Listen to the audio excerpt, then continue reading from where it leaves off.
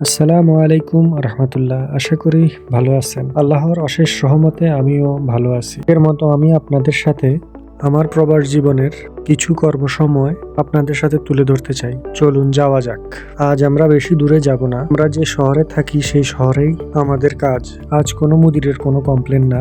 এটা হচ্ছে পিপিএম। আমি যতটুকু জানি পিপিএম এর ফুল ফর্ম হচ্ছে প্রপার প্রিভেন্ট মেইনটেনেন্স।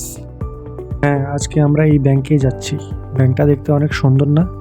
ও হ্যাঁ, পিপিএম এর মূল উদ্দেশ্য হচ্ছে গত 3 মাসে কোনো প্রকার কোনো সমস্যা থাকলে সেটাকে সলভ করা, এসি ধোয়া, ফিল্টার সাফ করা, সেটা হোক গরম কিংবা ঠান্ডা। একটা জিনিস এই দেশে আমার অনেক ভালো লাগে, সেটা হচ্ছে এই দেশের রাস্তা। কথা বলতে বলতে আমরা ব্যাংকে এসে পৌঁছে গেছি। গাড়িটা পার্কিং করে ইনশাল্লাহ ভিতরে যাব। দেখি কি কাজ অপেক্ষা করছে আমাদের জন্য। আর অবশ্যই এই ব্যাংকগুলোতে আমরা আসা যাওয়ার মধ্যে থাকি, তেমন কোনো কাজ পেন্ডিং থাকে না। কিন্তু রুলস ইজ রুল, কাজ থাকুক বা না থাকুক আসতে হবেই। চলুন ভিতরে যাওয়া যাক।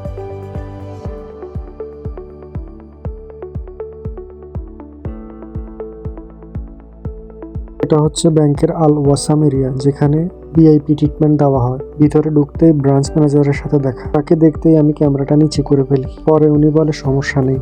তারপরেও তো আমার মনে একটা ভয় জাগতেই পারে নাকি।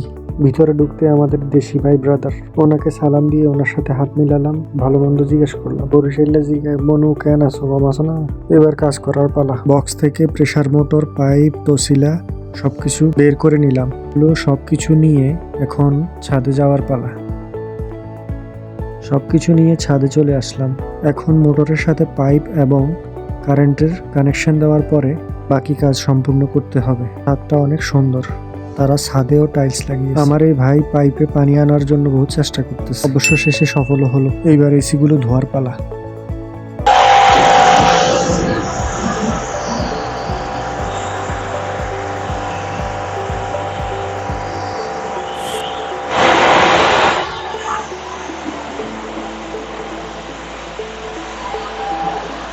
এসির আউটডোর তো ধোয়া হলো, এখন ইনডোরের ফিল্টার ধোয়ার পালা।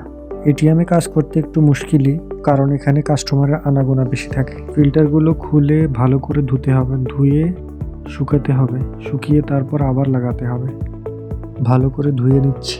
ও হ্যাঁ, আমরা যে এইসব কাজ করছি এইগুলো আমরা আদৌ করছি কিনা কোম্পানি তো জানে না। তাই একটা গ্রুপ খোলা আছে, সেখানে ছবি তুলে ব্রাঞ্চ নাম্বার লিখে আপডেট দিতে হয়।